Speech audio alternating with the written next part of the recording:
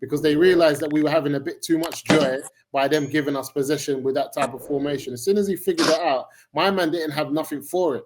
That's when he should have been bringing on Ericsson and them, man, and changing it up a bit. But he didn't. He waited to the last minute.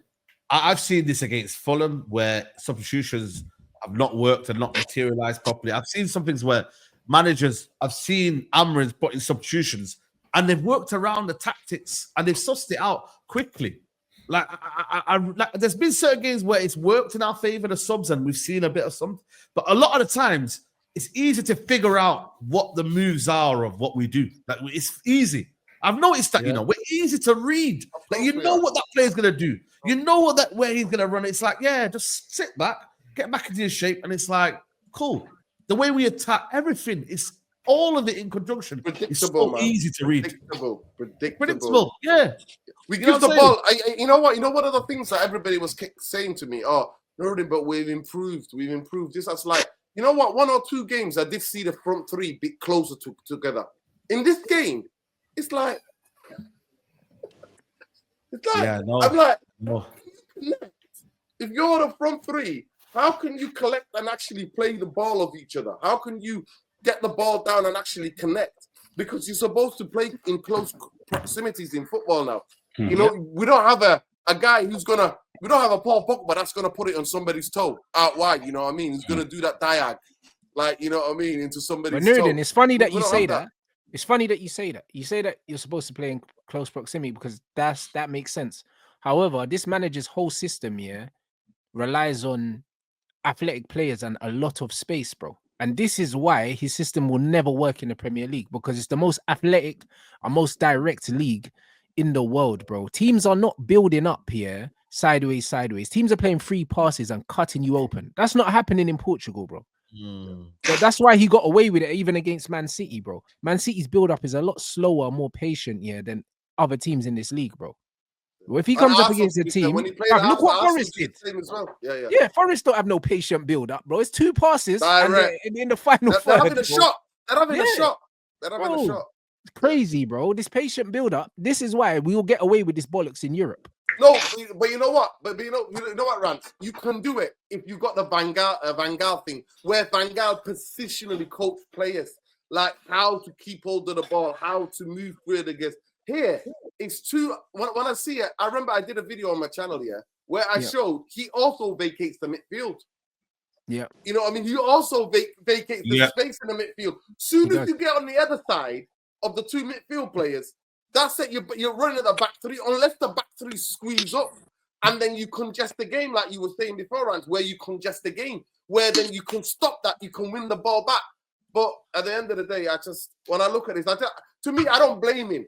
I blame the people who get him here, the people who bought him here, the people who knew that the other guy needed a specific type of players to play his football, and this guy even needs even more specific type of players, more athleticism, and leaves people one-on-one all over the football pitch. Manchester United players are not physically built to go one-on-one. They're not tactically built to go one-on-one, and they don't have the technical ability to go man for man.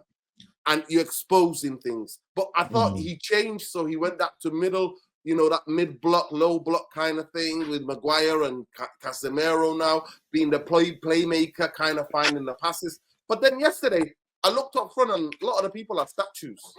But yeah, Danny, come in. Yeah, how you doing? Big up to everyone here, by the way. Smash the likes. Got nearly 500 likes. Bro, I don't really. You want to doing the work for me? Like, I'll be real. That's why I'm chilling. I'm happy. Everything I'm hearing, I'm just happy, bro. Like, you man are seeing it. Because I was saying this after 6-7 matches. I was saying it after 6-7 games. Predictable. People being set up to fail. They're getting outnumbered easily. You brought up Van Gaal. Van Gaal cared about combinations. Who do the wing-backs have to combine with? No. You know what the problem with the front three? The 10s in build-up are predictable. We've already spoken about this. They drop in the exact same zones. At this level, bro, Messi's going to have 4 or 5 games where he struggles in a period of a season. Because you can't be that predictable at this level. Do you know what I'm saying to you? So they never know where they're going to be. That's why they can't connect. Yesterday, I saw Bruno making the midfield 3. This is what I was going to bring up on the first during the stream here and what you man were talking about. Forest averaged 39%. Rance was being nice by saying 40. It's actually 39%. Lowest in the Premier League. Why are you playing a back three? Why are you playing also, back why three? playing two midfielders that are defensive? I can't stand like there was a time where 10 years ago, if you played 4-3-3 with a DM and you come up against 39% possession, people would say, why is the DM still on the pitch? Yep, it's a 4-4-2 thing. But they're in a low block. Well, you don't need a DM against the low block. You don't need it. Do you know what I'm saying to you? So, yeah, I'm glad people are seeing it. Like, yeah, I don't have much more to say. I don't want to get onto him too tough because I'm where structure is. I'm looking at INEOS. I saw that Sir Jimmy interview, and that's what made me just go like, what's the point of even getting onto Amorim? I'll be real. I don't, bro. Listen, you know them business, man. They'll say what they need to say, and then you'll see the gold stripe at the bottom of the screen, blood. Like, do you know what I mean? Like, bro, listen. The only thing I got from that interview was that Jim knows, who needs to leave, and he knows where the money needs to go and where the money needs to come in. Everything else was just the stuff that he needs to say. Do you know what I'm saying? He's a good young coach. But the thing, none of that means specific things that bother me, like Jason sees everything. I'm like, oh, that's your next scapegoat. Nah, but the thing is, Jason Wilcox is the only brother that I trust out of all of them. I'll be real. The only one that's actually done a proper football job for a long period of time. Exactly. He's got a track record, and all the players that Jason Wilcox does like are the players that I like. All the players that he didn't like, he wanted Rasmus out immediately, bro. Like, he didn't like Rasmus Højlund, and we're seeing why he didn't like Rasmus Højlund. Do you know what I'm saying? When you're looking at the young players, the young players that are getting the new deals and that's Jason Wilcox. Aiden Heaven, Jason Wilcox. Brilliant. Do you know what I'm saying? That ain't no Vivell thing. There's an issue though. Vivell's a Leipzig guy. I don't want that. Yeah, exactly. I don't want Leipzig's model at Man United. He's going to fit in perfectly. Get athletic plays for Amorim. Them guys probably see eye to eye on certain things. My issue is INEOS are driven by the deal. They're not driven by the talent ID. It's the deal first. Is there a good deal to do? Then it's talent ID. Oh, he's athletic. Well, that's what we want. But they go for the deal first. That's my problem. So, like, we're going to the summer. I know people like the lap. If it's just between Osherman and the lap, I know what my answer is. It's going to be the guy who's proven every day of the week. You keep bringing children here and make this a kindergarten where kids are raising kids. It will not work at Man United Football Club. I'm telling man. The pressure's too much here. Even though we're not the club we used to be, the ghosts of the past haunt that dressing room and haunt that training pitch. It always will. That's what the ghosts of the past do. So you just can't have children raised at this football club. You look at Garnacho. Garnacho's problem is, whatever you think of him, at Man United, you have to improve every season. You don't get to stagnate or go backwards. You have to improve every season or you're gone. People do revisionism on Alanga. Alanga didn't have no impact on the Ten Hag's first season. He didn't. We finished third and won 2 trophies. What was his contribution? Liverpool and Southampton early part of the season. That was it.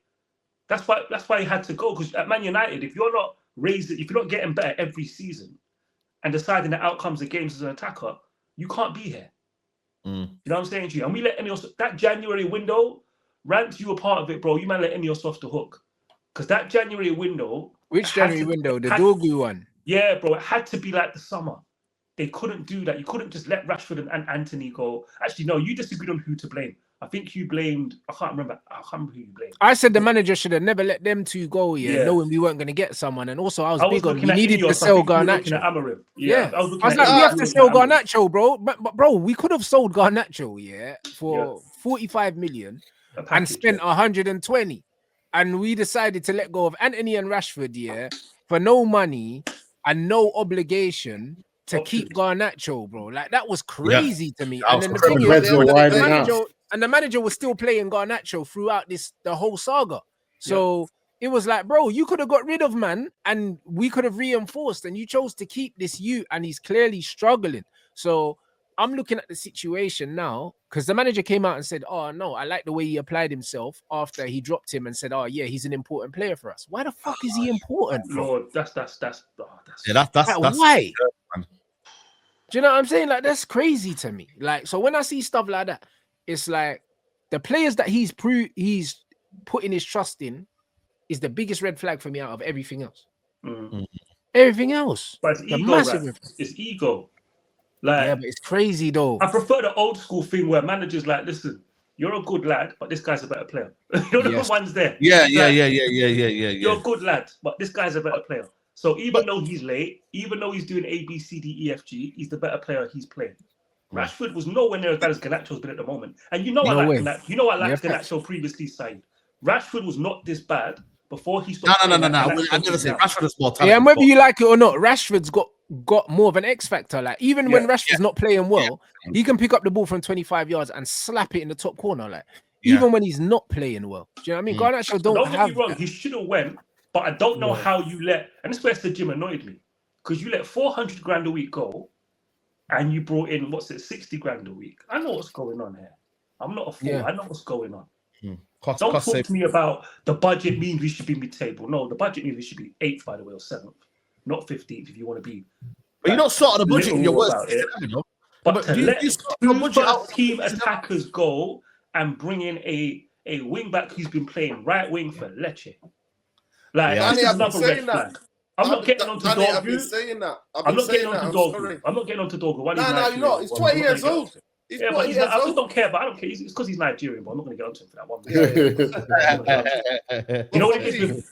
The red flag for me is if he was that good, why is he a utility player? For a club like Lecce, you're holding down your position if you're elite in it, or if you're above levels for it. I asked man on the stream one time, was he as good as Udogie was at Udinese? Was he? No, he wasn't. Doggy was better in was that he Udinese? regard. I don't know where he was, but was he? Because if he's not even that good, because Doggy needed a loan. Yeah, Doggy needed a loan. So you got a player. For season, he stayed there. People who watch Serie A would say he wasn't as good as Udogie was. No. And he needed a loan. So what does that tell To you? be fair, I think they're very different players, though. To be fair to Udogie, I think I'm talking about where they are level-wise, performance. No, but level-wise, Dorgu is full international. I think Udogie wasn't. Obviously, he's Italian, so it's more difficult to play.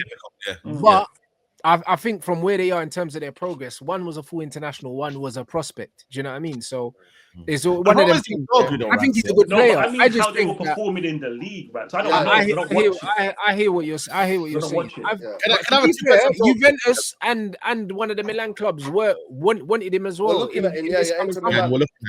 My point is, I can't blame the kid because no, you can't. Indicators said this guy's not ready. You're going to make him number one in a key position in this shit formation.